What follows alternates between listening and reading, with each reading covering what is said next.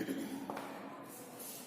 Friends, आज की video है हमारी भ्रष्टाचार पार्ट 2। इसके अंदर हम देख रहे हैं भ्रष्टाचार जो होता है अपना, इसके क्या क्या प्रकार हो सकते हैं कि भ्रष्टाचार कितने प्रकार का होता है। हमने भ्रष्टाचार को जाना है कि भ्रष्टाचार वह है जिसमें व्यक्ति अपने नियम कानूनों का जानबूझ करके उल्लंघन करता है और अपने जातिगत या भाई भतीजावाद के लिए बचता है। इसमें सबसे पहले आता है हमारा राजनीतिक भ्रष्टाचार। राजनीतिक भ्रष्टाचार क्या होता है? जैसे कि बड़े बड़े जो उद्योगपति होते हैं, उनसे जो राजनीतिक नेता होते हैं वो बड़ा चंदा ले लेते हैं अपने राजनीतिक वोट को जीतने के लिए, और उनके सहारे, उस चंदे के सहारे वो व्यक्ति अपने एक कुर्सी को जीत जाता है और उस कुर्सी का वो नाजायज फायदा उठाते हैं। जैसे कि व्यक्ति अपने जो उद्योगपति से उसने चंदा लिया है उसको टैक्स चोरी करवाना है, नकली मान बेचना, कर से बचना। तो इस प्रकार से जो कार्य होते हैं वो राजनीतिक नेता अपने उद्योगपतियों के लिए करता है। इसमें दूसरे आता है व्यापार में भ्रष्टाचार।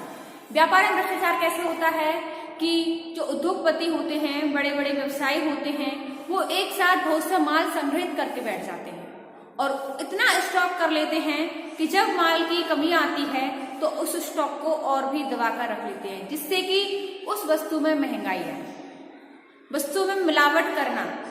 इस प्रकार से व्यापार में भ्रष्टाचार देखे जा सकते हैं। इसके बाद आता है काला धन। ब्लैक मनी क्या होती है?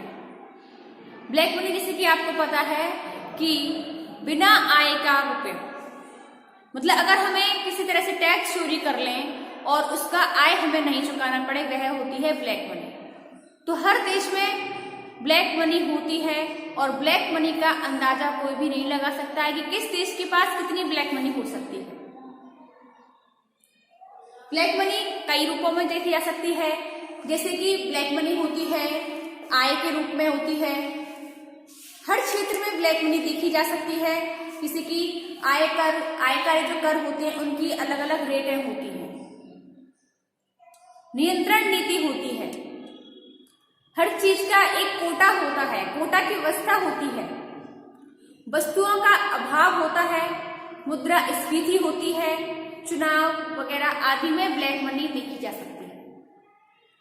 इसके बाद आता है श्वेत वसन अपराध।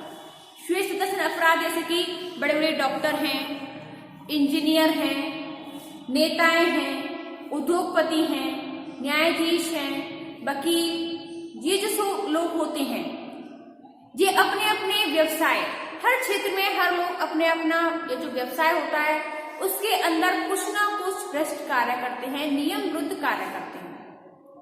जैसे कि हम ऐसे कि वकील को ले लें, वो भी अपनी एक अलग से फीस लेकर के हर केस को झूठे को सच और सच को झूठ बना देते हैं। इसी प्रकार से बड़े बड़े डॉक्टर्स हैं, वो भी पोस्टमार्टम की रिपोर्ट बनाते हैं, तो वो भी कभी कभी पैसे के लोभ में आकर के वो नकली रिपोर्ट तैयार कर देते हैं। तो हर क्षेत्र में भ्रष्ट तरीके देखे जा सकते हैं। अगला है संगठित अपराध। संगठित अपराध जैसे कि कई लोग भ्रष्टाचारी गतिविधियों के संचालन के लिए संगठन का निर्माण करते हैं, उसको योजनाबद्ध तरीके से धन कमाने के लिए और कानून की अवहेलना करने के लिए उसको मजबूर करते हैं। इसके बाद आता है शैक्षणिक भ्रष्टाचार। शैक्षणिक भ्रष्टाचार के अंतर्गत जो भी टीचर होते हैं, हर जो टीचर होते हैं वो स्टूडेंट्स के साथ में भ्रष्ट तरीके अपनाते हैं, जैसे कि पेपर में नकल करवाना। पेपर में नकल करवाना शैक्षणिक भ्रष्टाचार के अंतर्गत आता है। किसी भी छात्र को मजबूर करना, कम वेतन देकर अध्यापकों से अधिक समय के लिए हस्ताक्षर करवाना। तो इस प्रकार से जो काम होते हैं वो शैक्षणिक भ्रष्टाचार के अंतर्गत आते हैं। कई बार टीचर अंक बढ़वाने के लिए भी या ट्यूशन पढ़वाने के लिए भी छात्रों को बाधित करते हैं, उनको टॉर्चर करते हैं, कई बार उनको पैसे लेकर उनको अंक देते हैं। तो इस प्रकार के भ्रष्टाचार के तरीके होते हैं वो शैक्षणिक भ्रष्टाचार के अंतर्गत आते हैं। अगला है पुलिस विभाग में भ्रष्टाचार। पुलिस विभाग में भ्रष्टाचार के अंतर्गत आपने देखा होगा कि भारत में भ्रष्टाचार जितने भी आयोग गठित होते हैं उन सभी में पुलिस में भ्रष्टाचार अधिक देखा जा सकता है। पुलिस विभाग में भ्रष्टाचार की ओर ध्यान आकर्षित किया जा सकता है। पुलिस के पास अपराध से संबंधित अनेक अधिकार प्राप्त होते हैं, जिनका पुलिसकर्मी दुरुपयोग करते हैं। वेश्यावृत्ति, जुआ, चोरी, मद्यपान, कालाबाजारी, स्मगलिंग, विभिन्न प्रकार के अपराधों को पुलिस का संरक्षण प्राप्त होता है। पुलिस के जो उनको पता होता है पुलिस वालों को, लेकिन फिर भी उनके नाम के नीचे से लोग माल को पार कर ले जाते हैं, क्योंकि उन्हें पुलिस का संरक्षण प्राप्त है। पुलिस जानते बूझते भी उनको अनजान बन जाती है और इसके सहारे वो अपना काम आसानी से निकाल ले जाते हैं। तो इस प्रकार से पुलिस हर क्षेत्र में भ्रष्टाचारियों के लिए संरक्षण प्रदान करती है। अगला आता है न्यायालयों में भ्रष्टाचार। न्यायालयों में भ्रष्टाचार न्यायिक के क्षेत्र होते हैं, उनमें भ्रष्टाचार ऐसा नहीं है कि न्यायिक अगर दूर रहे हैं, न्यायालय भी भ्रष्टाचार से अछूते नहीं रहे हैं।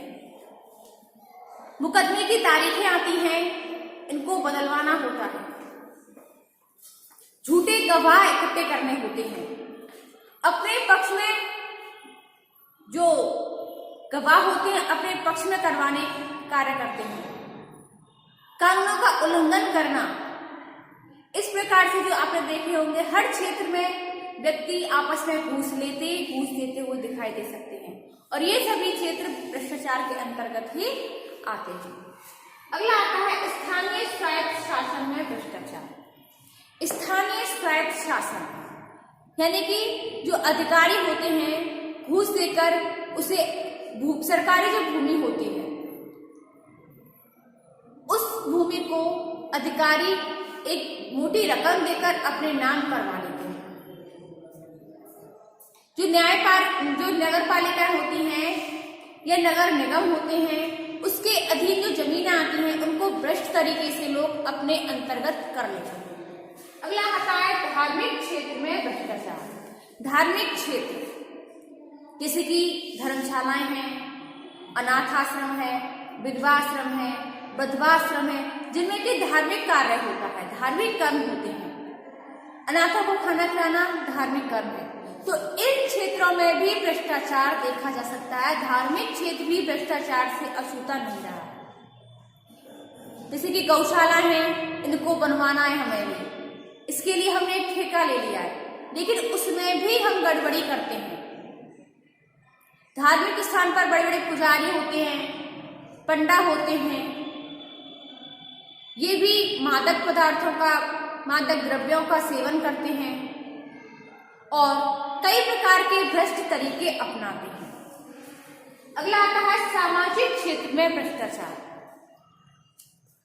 सामाजिक रूप से भ्रष्टाचार भी कई प्रकार से देखा जा सकता है, जैसे कि दहेज प्राप्त करना, दहेज लेना, दहेज देना, अवैध यौन संबंध स्थापित करना, सार्वजनिक कार्य करना, मादक द्रव्यों का प्रयोग करना, ये सभी तरीके को अपनाना और इसके लिए इससे संबंधित इनको रोकने के लिए जो अधिकारी होते हैं इनको मोटी रकम देना, या जो अधिकारी होते हैं वो उन लोगों से एक मोटी रकम में लेते हैं, चाहे वो वस्तु के रूप में लें चाहे नगद के रूप में लें, और वो काम लोग आसानी से करते रहते हैं जो कि नियम और कानून के विरुद्ध होते हैं। अगला आता है चिकित्सा के क्षेत्र में। चिकित्सा के क्षेत्र में भी भ्रष्टाचार आसानी से देखा जा सकता है, क्योंकि जो लोग होते हैं अवैध गर्भपात करने में, डॉक्टरों द्वारा पैसा लेना, कई बार कन्या भ्रूण लिंग भी जांच करते हैं और कन्या होने पर भी उसका गर्भपात कर दिया जाता है, क्योंकि डॉक्टरों को इसके बदले में एक मोटी रकम मिल जाती है और वो अपने नियम विरुद्ध, अपने कानूनों के विरुद्ध ये कार्य कर लेते हैं, और ये सब भ्रष्टाचार के अंतर्गत ही आता है। कई बार तो जो डॉक्टर होते हैं ये अपनी दवाइयों की बिक्री के लिए कंपनियों से पैसा लेकर के ठेका दे देते हैं, जिससे कि झूठी बीमारी, मारपीट में चोट आ जाने और आदि संबंधित प्रमाण पत्र बनाने का कार्य करते हैं। कई बार पोस्टमार्टम रिपोर्ट भी गलत बना लेते हैं। तो ये सब आता है कि डॉक्टरों को एक मोटी रकम दे दी जाए तो वो भ्रष्टाचार के कार्य करने लगते हैं और अपने नियम विरुद्ध कार्य करते हैं। अगला आता है ठेके के क्षेत्र में। ठेके के क्षेत्र के अंतर्गत हमने अगर सड़क निर्माण का कार्य ले लिया है, रेलवे लाइन का लिया या बड़े पुल का निर्माण, कोई भी अगर हम कार्य लेते हैं, ठेके का कार्य लेते हैं, उसमें हम पैसा लेते हैं अच्छी किस्म के माल का, लेकिन हम उसमें नकली घटिया किस्म का माल लगा देते हैं और उससे जो पैसा बचता है वो सब ठेकेदार की जेब में जाता है। तो हर क्षेत्र में भ्रष्टाचार चला आ रहा है और इसको अगर अधिकारियों को पता भी चल जाता है फिर भी वो इससे अनजान बने रहते हैं और वो काम आसानी से करने देते हैं। तो अगर हमारे अधिकारी जो वर्ग है वो अगर भ्रष्ट नहीं होंगे, भ्रष्टाचारी नहीं होंगे और जो नियम विरुद्ध कार्य कर रहा है उसको अगर वो दंड देंगे तो भ्रष्टाचार को कई हद तक रोका जा सकता है। इसके लिए सरकार काफी प्रयत्न कर रही है, लेकिन प्रयत्न तभी संभव होगा जब हमारे देश की कुछ कमियां हैं ये पूरी हो जाए। जैसे कि सबसे पहले आता है कि बेकारी को समाप्त की जाए। जो हमारे देश में बेकारी है, बेरोजगारी फैली हुई है, अगर बेरोजगारी नहीं होगी तो व्यक्ति अपनी आवश्यकताओं की पूर्ति के लिए कोई भी गलत तरीका नहीं अपनाएगा। तो सबसे पहले आता है भ्रष्टाचार को समाप्त करने के लिए सभी को रोजगार के अवसर प्रदान करें। इसके बाद आता है निर्धनता को दूर किया जाए। जब सभी व्यक्तियों के पास रोजगार के साधन उपलब्ध हो जाएंगे, किसी के पास बेरोजगारी नहीं होगी, व्यक्ति अपनी आवश्यकताओं की पूर्ति आसानी से कर सकता है, तो निर्धनता भी दूर हो जाएगी।